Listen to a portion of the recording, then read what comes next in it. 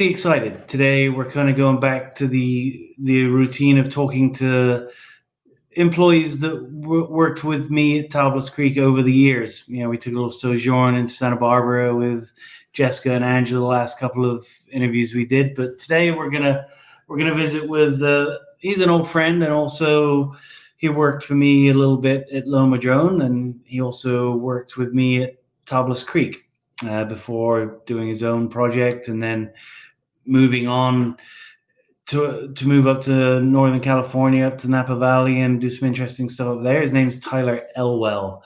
I think he worked with me at Loma Drone somewhere around 2010, 2011, back in the days when I was up at Stevens Cellars. Then he went off and worked for someone else. Then he came back in 2012, around until 2016. He worked in the cellar with us at Tablas, which was a great period at Tablas. A lot of good innovation was going on at that point, and I think Tyler was a big part of that. During that time, around the 2014, probably, he started the Halcyon blend, which we'll taste tonight. Hopefully some of you bought some, and if you didn't, then hopefully you will buy some after this. Cab Franc based, but we'll let him talk about that a little bit.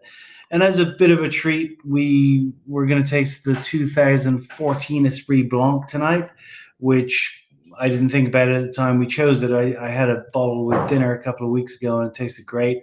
And I knew that was in his zone, but it was actually the same year he started Halcyon, so he probably wasn't giving it his full attention, I would imagine. But anyway, that's where we're going tonight. We'll bring Tyler on and get talking with Ian, the master of ceremonies. Bring him on, Ian. Hey, hi, Neil. How are you? I'm good. How are you? Doing well. I got your old picture up there. Reminds me. I keep it on my phone just to remind me of you. I mean, this president makes Nixon look like Abraham Lincoln. Yeah, really. It's true. So how are you? I'm good. You're in Napa Valley, right? That's where you sit. Mm-hmm. You're busy with work, but probably more busy with the two little ones, Rome and Gigi. Mm-hmm. Yep, 3 and 1 years old. They're keeping us busy for sure. Yeah. Been there. Wait, they'll be 15 and 16 at some point, and then you'll have a whole nother story to tell. That's what I hear. I hear like the early days are tough, and the teenage years are. They'll be just like you and your brother. Think about that. Oh, Daniel? Yeah, Daniel. So, up in Napa at this point. Yeah. And enjoying it. Loving it. My wife is from here, and I tell her that there's probably no place I'd rather live right now. I just love it up here. That's, I've always said you always lived in the town next to the town that was hip, and now you actually live in the hip town. Well, I had to make a lot of sacrifices to get to the hip town. I mean, no offense to Atascadero. I know that's where you planted the flag, and I love the place. I did my time there, but yeah. But you started in Santa Barbara, so it started pretty well. So in wine career-wise, you kind of, as I recall, and I don't remember your early history, but I know you spent time at Whitcraft, and you spent time with Bruce at Santa Barbara Winery, and all of that stuff down there, right? Probably hanging out with Jaffers a little bit. Exactly. When I first started helping out Whitcraft, they were making wine at Jaffers, and then they moved to their own spot. I helped them a little bit there, and then it was super cash, and eventually they're like, we don't have any more work for you, go see Bruce. And so I kind of walked over to Santa Barbara Winery and started chatting with Bruce, and he put me on the bottling line and made me capsule for like 50,000 cases in 4 days. And I kept going, and he basically said, you're hired. Cool. Well, you got to do that diligence, right? I'm still buying pungents from Bruce. Are you? Yeah. That's awesome. I bought 16, I think, this year or something crazy. Jordan went down, picked him up. Oh, cool. That guy, he's like, that's the most steady, one of the most stable, steady winemakers I've ever met in my life. It's the same guy. I've been buying pungents from him almost every year. I've been down there and picked them up myself. I've spoken with him on the phone. I've spoken with him over the internet. I've never actually met the guy. No way. That's true. He's so old school, you've probably chatted with him over fax. I'm sure he's like 89 years old or something. He's not. He's like your age, so he's like 70. He's a whippersnapper. No, super good connection. So you did that, and then I don't know what you did, but you came to me through our mutual good friends Kim and Tim McCurdy, and Mhm. we played up with Steve Goldman up at Stevens, which is now Epic Winery. Mhm. Yep. What a cool spot that was, huh? That was a magical I little. was telling someone about that the other day, how much fun that was. Always a half-burned cigar on the forklift and a case on the fittings rack and a Uh-huh. bottle of old, like 1950s brandy on the lap counter. Yeah. Uh-huh. But make sure Uh-huh. you put everything back where you found it. Oh Otherwise, yeah. Oh yeah. otherwise super upset. Mm-hmm. I just spoke with Mm-hmm. him. He's still kicking. He's still around. Is he Still, good? still calling me Kimusabi, which is probably politically incorrect in every way, but I don't think he cares. Yeah. Did he? I mean, he's probably living pretty good right now after selling that. He's probably Yeah, coasting. he's doing fine. He's Yeah. going fishing and hanging out with his kid, and just I don't know what he does. Not much. Potters. I think he was pottering then. He's pottering now. Oh, cool. So then, anyway, ultimately through Low Madrone days, which wasn't a financial boom for you, you helped in the tasting room. Met David Bailey, who I'll be seeing tonight. Oh, cool. I and love then- your guys' tasting the Westie up at his spot. He's That so was funny. so funny. We literally couldn't get up the hill, so he towed me up the hill with a bit of paracord. And what a creeper, like looking in through the windows. Like it was creepy. He's so strange. He's so strange. I was there yesterday at the vineyard. He's doing great, and he's spending all of his time down here now. His kid's running the place up there in Mendocino. His focus is entirely on the Bailey Ranch. He just planted a whole new acreage of Shannon cuttings from the old Shannon vineyard. Going to be dry farm, Barbera, and Morbedra right there on Peach Canyon Road. Wow, cool. Can't wait for that dry farm, Shannon. That's exciting. Yeah, super cool. So then off to Tablas Creek, which was 2012, which were trying times for us, and we needed some extra help and some inspiration. So we called you in, and you came and kicked around for 4 vintages. Were you there for 16? Or did you leave before 16? I was actually. You're right. I was not there for 16. Yeah, I was there for 12, 13, 14, and 15. Yeah, I remember. Yeah, I remember when you called me. I was at an A's game. Were you? And you were like, I was at A's baseball game, and you called me. It was like randomly, and you're like, "Hey, are you? What are you doing?" Yeah. I was like, "Why?" And so, Why? yeah, it was good timing, as I recall. it was for both of us. So before I forget, because I've tended to be a bit negligent on the Tablas Creek wines, and this was one of your vintages. I'm sure it was 6 years ago, so you probably don't remember much about it. But 14 was into like year 3 of not much rain. I always laugh when people say year 3 of the drought. I mean, when does a drought start? Is year one of a drought? I don't know. Seems like 3 it's been dry for a couple of years. Yeah. But it had been dry, so it was a dry year, and it wasn't super, super hot. It was nice, but I think August was kind of cooler, and then it got warm in September. So a good vintage for us.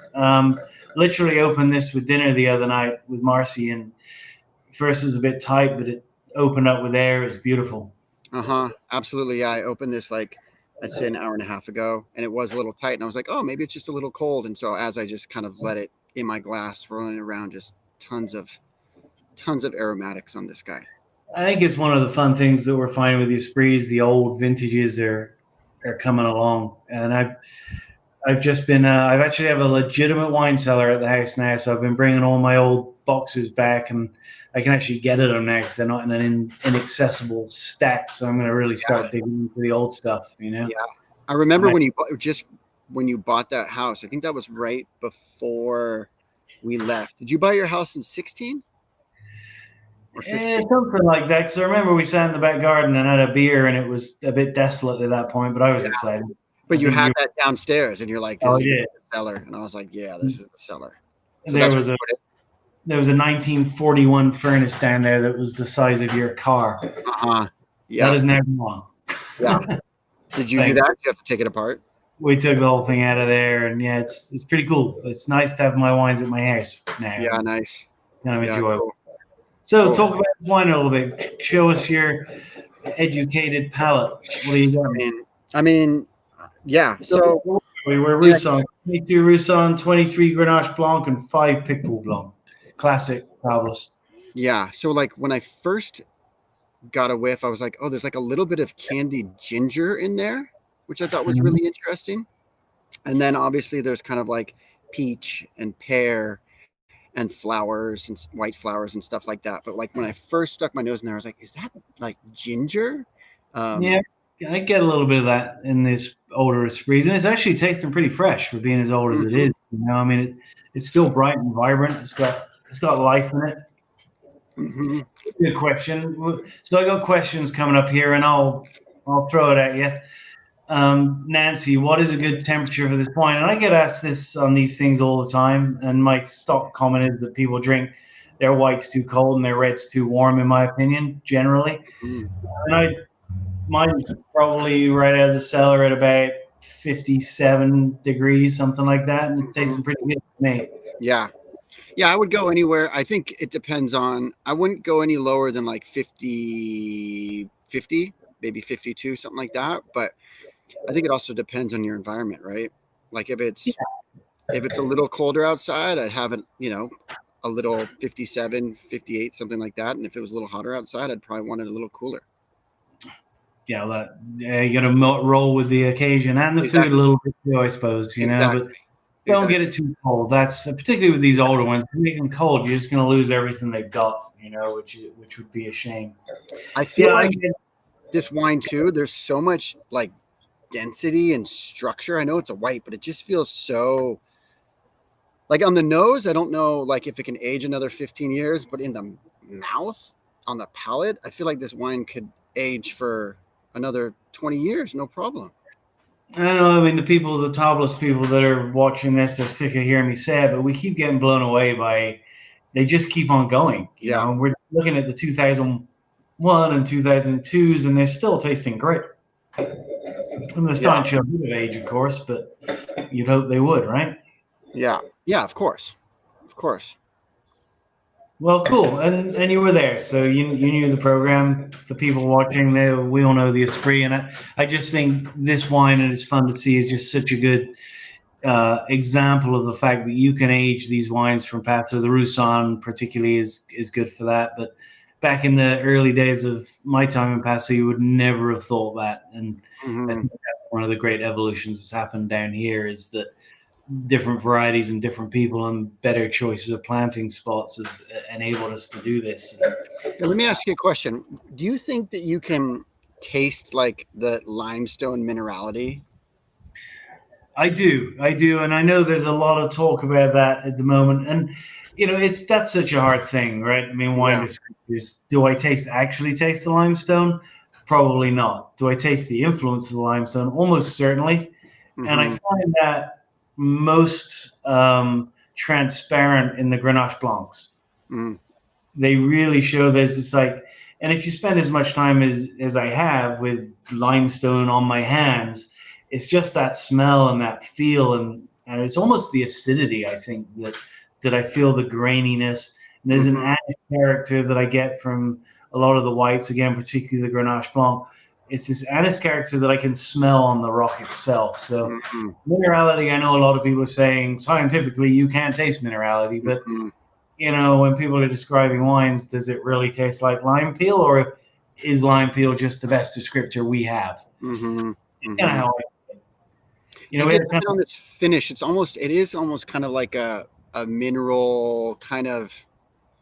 It's not like, it's hard to explain, but there's something on this finish on this wine that I don't taste in other Rhone blends that aren't on limestone. I think it often represents as kind of a salinity too. It has that kind of saline feel to it, which is a descriptor we use often in our tastings, and it comes through on all of them. It's really hard to. There it is. That's the limestone. You taste it right there, but. There's no doubt to me that you taste its influence. You don't taste it itself, obviously, but certainly, you, like you're saying, you taste the same blend from someone that's growing somewhere on sand or loamy soils. It's not going to taste the same. Yep. the point of what we do. Lots of honey in here too. Lots of honey. Always lots of honey from the Roussan, honeycomb, and all that good stuff. Love it. Yeah. Cool. What are you pairing this with, Chef? What are you pairing this with, Chef? What am I pairing this with? Something fairly substantial, I would think. I mean, I would go with a pasta of some like fruit de mer pasta or something. A lot of seafood in a pasta probably would work well for me. What about you? Where are you going? I know. I'm like, I was thinking, and probably not this time of year because it's too hot, but like some sort of like chicken kind of, not coq au vin, but something more in like what's like a coq au vin that's like more white wine instead of red wine. Does that exist? So what we had it with Marcy cooked more along the lines of kind of it was like a couscous with olives and lemon zest and thighs that was cooked long and slow in the oven with a little bit of fresh cherry tomatoes in there. That kind of thing. It went really well. That's why we're drinking it, because we had it with that. And it showed beautifully well. A lot of people, cooking with white wine in that realm, like lamb in particular, a lot of people always go, oh, lamb, braise it with red wine. Often the great acidity of the white wines are a better, if you're cooking with them, they're a better foil for the lamb, I find, because it cuts that fat. Not that I drink this with the lamb thing. Yeah, not that I would cook with this either. No, probably not. No, absolutely not. So let's bounce around. I mean, I really want to talk about Halcyon more than anything else, but you left us and went on to Provenance, and then I was getting lecturers calling me from the college asking me who the hell you were and really whether you were honest. Is this guy for real? No, yeah, he's like, the stories he's telling, they got to be bullshit. This can't be true, right? I mean, no, it's not true. It's far from the truth. Oh, that's great. That's and awesome. You've got an MBA, right? In marketing and wine marketing. Realized I went back to school. I just felt like, I was ready to kind of move out of winemaking, and I wanted to just kind of have some skills and open some doors, learn some more. So I went back to school, got an MBA in wine business from Sonoma State. Graduated a year ago from that. Did you enjoy that back to school business? I loved it. I couldn't, when I did my undergrad, I couldn't stand school. It was like, I could not wait to graduate. I went to summer school every year. I just tried to get out as fast as I could. And it's really a shame. I kind of feel like with our kids, I probably won't necessarily encourage them to go to school right after high school, go to college right after high school. Not everyone's ready for that, and it's kind of a waste of time and money if you're not. There's probably a lot more value to it once you know you're going there for a reason. It's something you want to get into rather than just trying to figure out where you're going. Yeah. So this was great. When I went back, I went hard. I sat in the front row every class, asked a ton of questions, really tried to get as much as I could out of it. Because you're in the front row. He's like, God, get this guy. Exactly. So, it was great. I mean, I got, there's 25 of us in the class. And so I've got a good, solid network of friends and colleagues in the industry, from, VPs at big companies to, guys and gals that are working at small family owned operations, from winemakers to marketers. So it's cool. Yeah. The network is good. You see the little picture under there? That was the team when you were there. Yeah. I do remember that. Look at us. Yeah. I look so young. The hammer looks like probably 20 years older now. Wow, look at that. I know. I feel like something was just, I forget what just happened. Like, I feel like that was right around, like, it must have been harvest or something. I don't remember. But look at you. You're clean shaven. When was the last time you were clean shaven? It's been a while. And Chelsea's about to have a baby herself. I know. I heard. That's amazing. It's kind of cool today. Chelsea and I sat down and, the Firestone invitation, the anniversary beer thing. Yeah. I kind of quit going because it just turned into kind of a show with too many people, and they were pairing wineries up, and there was like 100 people, and it was loud and obnoxious, and so I was over it. But they couldn't do it this year because of the COVID business, and so instead they just invited previous winners, which Chelsea and I were, and they sent us samples of all of the beers, and we're sat down and we made our blends, send our blends in. Then they're going to send the blends to all of the participants, and we're going to do a blind tasting and vote. And it was really good fun. Chelsea came. She hasn't been working because she's pregnant as can be. And so we set up at Loma Madrone on the patio and drank ridiculously big beers and made our attempt at the anniversary blend, see if we can take that crown back. Cool. That sounds Pretty fun. good fun. Yeah, it was pretty fun. So much better for me than a room full of noise and people and egos. Yeah, you know? for sure. And when and a lot of winemakers are already loud enough. So Yeah, there are some. there are some. We We don't have to name, but there are a few. I don't think we do. So blah blah blah went on. You're now a master's degree holder, and you've been all over. But 2014 Halcyon. Let's talk about that because I'm going to pour myself some. Cool. Yeah, I had always wanted to work with Cab Franc. Yep, there's the You had a dog called Nance, right? yeah, I had a dog called Nance, and always wanted to work with Cab Franc. It just was kind of it spoke to me the first time I really started getting into it back in like 2010. From where? Which Cab Franc spoke to you? Semur Champagny is my favorite region, and that's where it was from, this bottle. And I don't even remember the producer. It was like a $15 bottle of wine. Elaborate for those that aren't as lucky as you and haven't been over to France. And where is that? So Semur Champagny is in the Loire Valley, and the Loire basically runs east to west, west to east, and it empties out at Nantes, the city in the Atlantic. That's where the river mouth is, and then it runs way into France. And it's some of the greatest wine regions in France are on the Loire River. There's Muscadet, and the Muscadet up at the end, right? Beautiful. Yeah, Muscadet is amazing, and their wines are like some of the most austere, beautiful seafood wines you could ever have. And then on the far other side is Sancerre, which is, arguably the best Sauv Blanc in the world. I would argue that point. Yeah, me too. And then kind of in between those two is like the mecca of Cabernet Franc, and that's Chinon and Bourgogne and Semur Champagny. And that's Bourgogne in there, right? Yeah, Bourgogne. Yeah.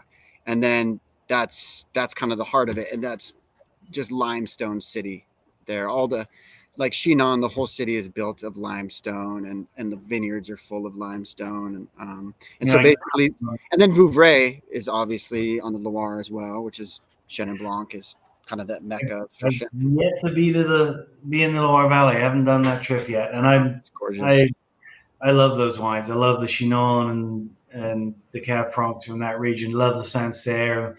Muscadet remains like ridiculously good value for money. Great bottle of austere white. I mean, you're paying nothing for that. So I fear the day that's going to change is coming soon. Good for them. I hope it works for them. For me, I still enjoy it. By a lot, Kermit Lynch obviously has been a great supplier of those wines for many years. When I was out there at Muscadet, I tasted with a guy, multi-generational, vigneron out there, and he those wines are serious too, the Muscadets. But a lot of the ones that we get here are kind of like they're meant to drink fresh and young. But I had some that were out there that were, barrel aged. Obviously, there's a lot of Surly out there and Muscadet, but like barrel aged and serious wines. And I just haven't found many of those here. That was the first. It was literally the first dry, real wine that I took a liking to. Once I got off of Blue Nun and Peace Porter and the cheap, sweet German stuff when I was a kid working in restaurants in Bristol. Muscadet was the first dry, austere wine. I was like, oh, okay, this is what it can be. Yep, for sure. Plus imported the Ragoutier, which is a great version of the Muscadet that I buy every year a case of, and it's beautiful, great wine. Cool. So talk about Halcyon a little bit. Yeah. You're So, nice. So sell, Elwell, sell. so well, yeah. So we started in 2014. You know, we didn't know what we were going to do exactly. We started work with the vineyard in the Templeton Gap in Paso called Velo Vineyard. Are you guys still sourcing fruit from Terry? Of course. Well, Yeah. it was interesting this year because Terry's a great guy. Yeah. He's a surgeon from Montana, and he goes and does the Doctors Without Borders and travels all over the world on his own dime, helping people in poorer countries. And we didn't really need some fruit this year, and there was talk of dropping in it. We're just like, if there's one vineyard we're not dropping, it's that guy. Mm-hmm. I mean, if anyone needs support, it's him, not because he needs the money, but because he does such good work. And Yep. we still buy fruit. I think he actually, because Craig, the hammer, is buying his grandparents' property, which neighbors Terry's vineyard. Cool. So that's going to be Ham Hill. And he's buying half the Syrah from Velo now, from Terry, under his Paysan label. And the Cab Franc came out, and they're replanting, I think, with Grenache for Craig. And then Craig's his hill coming up to the old Ham homestead. Yeah, it's pretty cool. I'm pretty excited for Craig cool. now. Oh, that's I think it's called Paysan now, but I think he's going to change the name to Ham Hill or some such thing. Cool. Hammer Town, or who knows where he'll go with it. But Hammer Time. Hammer Time's pretty exciting. Pretty exciting stuff. Cool. That's awesome. Yeah. So the first vintages, we crushed them, I think, in the cellar on a Sunday at Tablas, and moved the bins over to Bristol Cider House and over there, right? Yep. That's right when you bought Bristol's. Bristol's. Yeah, that was cool. I was making wine over there before you were. You were? Yeah. There's probably pictures of that. There probably are. I think my staff is making wine for you. It's like, well, you're punching that Elwell stuff on my dime. Classic. I mean, you're only paying them like $10 an hour, so it's all right. Still, it's more than they're getting now. Yeah. So the whole thing with this is it's kind of been like an exploration of Cabernet Franc in California, and so we just sourced from Templeton Gap from Velo Vineyard for the first 2 years, and then when we moved up here, we started working with other vineyards, and so where we source most of our fruit now is the Sierra foothills, so kind of up outside of Placerville on Highway 50 on your way up to Tahoe. And that's so that what you have there is from the Camino Alto Vineyard, which is one of the vineyards we source fruit from up there. We source from the Barsotti Vineyard and the Camino Alto, and it's pretty cool. They're like, the farmers are like multi-generational. They do a great job. The vineyards are like 4 miles apart. And one of the vineyards, the Barsotti Vineyard, is, so it's same farming, same weather, same clone, all that stuff, but the soil types are completely different. One is like this kind of like granitic, kind of like pink granite with this kind of clay soil. It's very similar to Beaujolais, they say. They actually have a bunch of Gamay planted there. So there's that vineyard, yeah. There's that vineyard. Did you hear Levi squeal just a little bit then? I did hear the squeal. Yeah. and Steve Edmonds has traditionally gotten most of that fruit. Love that guy. And then this vineyard, the Camino Alto, is basically just all the like red clay soil that's so prevalent up there, and it's basically like just decomposed volcanic lava. It's the same soil you'll see like on Kauai. We were in Kauai last year, and we were on a golf course, and like the bunker, they just cut into the ground, and the bunkers are red because it's this red clay soil. It's basically the exact same composition as what's in the Sierra foothills. So this wine that you have in your glass, or that you're trying, is kind of the most, it's so much clay, it kind of has the most structure and tannin, and it's just like, it's really more dense. Really structured. Yeah, for the style that I'm making, whereas the Barsotti, which is 4 miles away in completely different soil, is like light and fresh and the most beautiful, like right out the gate. Like it's the one after 9 months that it's just like aromatic and beautiful. And this one's denser and needs more time to develop. So when you say in the style that I'm making these wines in, elaborate on that. For people that don't have it in front of them, though, nice to see Frank Nesta, who's a great guy and a regular Tablas Creek and Low Madrone guy, says Cab Franc is very nice. Tyler, gonna buy some more of this. Yeah, thank you, Frank. Yes, he put in an order this week, and I'm very happy that he likes the wine. Frank's a great guy. Hopefully you'll get to meet him. He's fun. Cool. Yeah, I hope so too. The style that we're making is, this is a learning process, right? So like 1 year I want to make a style that's a little bit more austere, and now I'm kind of like 2019 I picked later. And so, the style I'm going for is, you moved to Napa, so now it's going to be like 15 and a half and a little oak, right? 200% new oak. Exactly. It's evolving, but I would say that the style is, not super ripe, but I want there to be, some fruit flavors that are kind of maybe a little less red fruited and a little bit more kind of in the middle berry kind of spectrum, but still retaining a lot of that Cabernet Franc pepper. So that's probably one of the beauties of, it's not probably, it's a beauty of the Cab Franc, is it can go in so many directions, right? I mean, Bordeaux, they're doing something completely different, obviously. And I know you do a white Cab Franc too, which seems like a strange idea, but it is. Yeah. What's that about? What's that about? I mean, I was thinking about it today. Was it a mistake? No, it was not a mistake. I'm actually thinking that part of me doing this is your fault, though, because working for you, especially with Low Madrone, with Tablas it's different, right? But with Low Madrone, your canvas has always been blank, right? It's like my mind. You've never felt like there were certain rules that you had to adhere to, whether that was, La Mezcla Roja or, Barfendel or, I mean, yes, you made classic wines as well. Like your cab is still one of my favorite California cabs. And your points, red is and white are both great examples of Rhone blends, but you also have been one to the Zin of Steel. You've been one that's experimented and hasn't been scared to experiment. And so I think part of that mindset was kind of instilled in me as some of my kind of prime winemaking learning days and years were under your tutelage or lack thereof. So so I think some of that is probably passed on from you.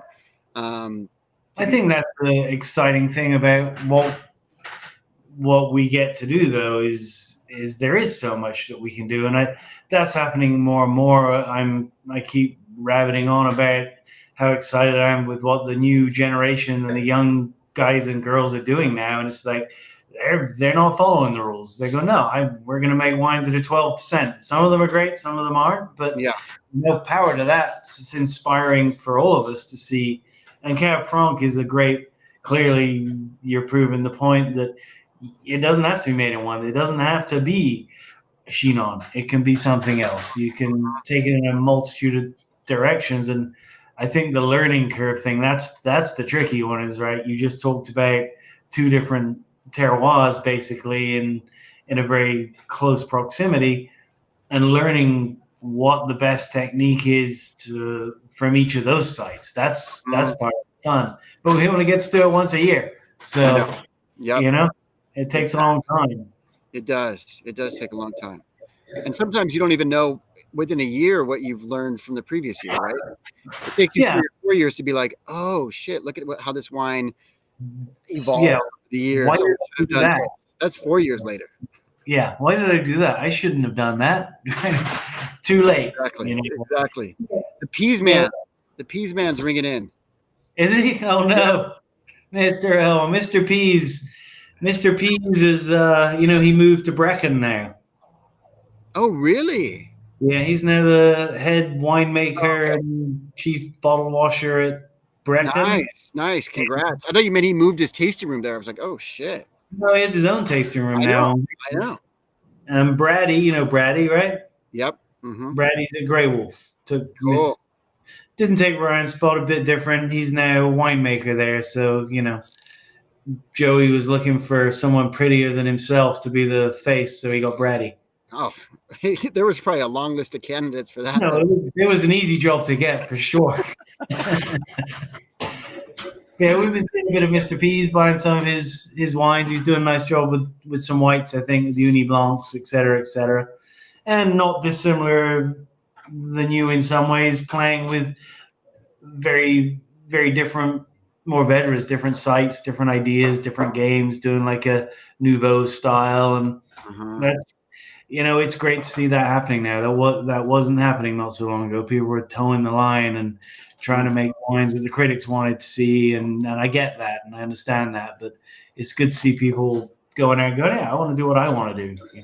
Well, and it's a two-way street, right? Like you have to have a receptive market and consumer that's going to buy your shit. Like you can experiment on some stuff and it might not work, but if you're gonna you got to have people that are going to want to take that journey with you. And I think that the wine consumer, the younger wine consumer especially, is a little more receptive to moving in that direction. A great quote from Dick Doré of Foxen to me. I called him one day. I can't remember what I was doing. He was in Albuquerque, and I was like, "Wow, you're still on the street." And his comment was, "Neil, you got to sell it to make it." Mm-hmm. And that should be the first lesson they teach in winemaking school. You got to be able to sell this stuff before you can make it. And I wish someone had told me that before I made thousands of cases and then went, what am I going to do with this now? It's important, which is, why you went and did what you did, I'm sure. Yeah. One of my best professors, I asked him a question. He goes, never make more than you know that you can sell. Yeah. And there it is. And actually, Pease has been very good at that. I've not been so good at that, but Pease has. He makes what he can sell. And I mean, he lies and says he sells more than he does, obviously, but, everybody does that. He probably doesn't charge enough yet, but that'll change once the ego gets bigger. Yeah. So this is great. I'm liking this. Thank you. That lovely, what I see is kind of iron character that you get from Great Cab. It's kind of a bloody beef blood type stuff. Oh, Frank, did you see these questions on your screen? Talk a little bit about your growers. Yeah. So the growers let's go into these growers. So it's the Mansfield family. Chuck and Ron, they are kind of legends of the Sierra foothills. They started as fruit farmers. Ron did 40 years ago. And they still grow a lot of fruit, a lot of stone fruit for Whole Foods. And so about 30 years ago, they started getting into grape growing.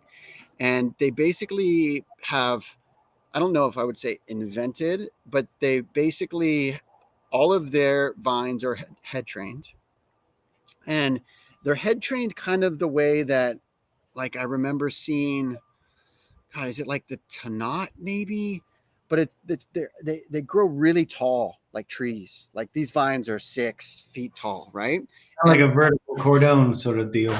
Yeah, they're just straight up like this. And then all the spurs are kind of in like this spiral position going all the way down. And so there's a lot of airflow. There's a lot of speckled light coming in.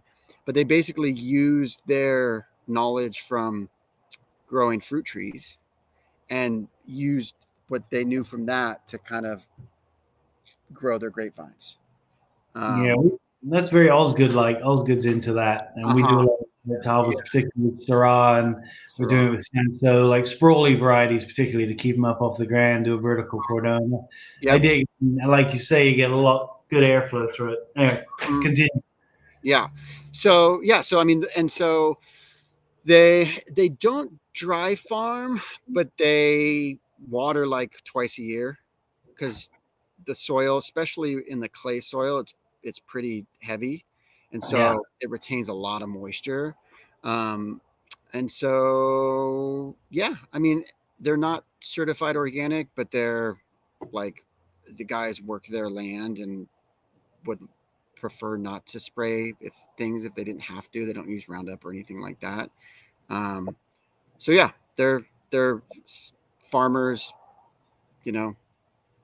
So what other stuff you doing? Like, you still getting stuff from like Mendocino? I know you're getting some old vine stuff up there. So I was getting some stuff from Mendocino from Alder Springs Vineyard, Mm-hmm. which is like, one of the classic Grand Cru California vineyards. It's up about 3 hours north of here. So it's like northern Mendocino County. And you go up to 101, and then you go west from there, and it's on the backside of the coastal range. It's like 13 miles from the coast as the crow flies, but just on this side of the coastal range. So it still gets pretty hot. And the guy, his name's Stuart Bewley, and he basically started planting this vineyard 30 years ago. He's got a ton of stuff planted up there, everything from Chardonnay to, Syrah to Pinot, and then tons of experimental blocks. So he's got Mencia, he's got Fiano, he's got Falangina, he's got all kinds of weird shit that he's working on. Mencia, I'd like to make some. Yeah, I know. When I went and toured it, I was like, holy smacks, like, can I get that? And he's like, we're just experimenting with it now, and there's already a wait list. I was like, okay. Yeah, I'd love to get into that game a little bit. Yeah. So I love Mencia. It's one of my favorites. And so, but the most exciting vineyard, well, not the most, but a vineyard I'm really excited that we're working with now. We just started getting fruit from it last year. It's called the Ascona Vineyard, and it's in the Santa Cruz Mountains at the top of one of the ridges. It's like 2,300 feet elevation. Literally, like, you're at the top, like you can see the fog coming into the coast. Super exposed, all organic vineyard. I had been hassling these guys for a couple of years to finally like get some fruit, and they gave me like 3/4 of a ton last year. And it's the best site that I've seen for Cab Franc yet. It hung till mid-October, 23.5 bricks, pH is at 3, 4, 5. TAs were all like, just perfectly in line. It was just like the perfect ideal growing conditions, and it's certified organic. It's just insane. So I'm going to get more fruit from them this year. And I made a little bit of Pinot from them last year. Are you making Pinot too? Or I went to Burgundy last year, and I was like, typical winemaker thing you could do. And so they offered me a little bit of Pinot, and I took it. I took the bait. Charlie's telling us to stop swearing. Were you swearing? I don't think I was swearing. I didn't notice it, but I could have said darn. Did you? I said darn. I thought we talked about that before we went on air. Do you make anything else? Pinot Noir, apparently. The great Burgundy. Yeah, so I made a little bit of Pinot Noir, and then I made a little bit of Fiano last year too, from a vineyard in Clarksburg, which is kind of like in the Delta. I just felt like I kind of got the white Italian white bug from working with Vermentino at Tablas. Mm-hmm. And then we went to southern Italy during our honeymoon, and I just drank a bunch of good, like Fiano and Falangina and stuff like that, and thought, well, Italian whites tend to handle the heat pretty well, retain their acidity and stuff like that. So I said, I saw this vineyard pop up. I went and checked it out. The fruit was pretty inexpensive, so it was a risk I was willing to take, and it's good. I like it. It's still in barrel, but I did full barrel fermentation. 200% new oak. Newton, yeah, 200% new oak. Yes. Yeah, so neutral barrel fermentation, and didn't go through ML, so it's good. I like it.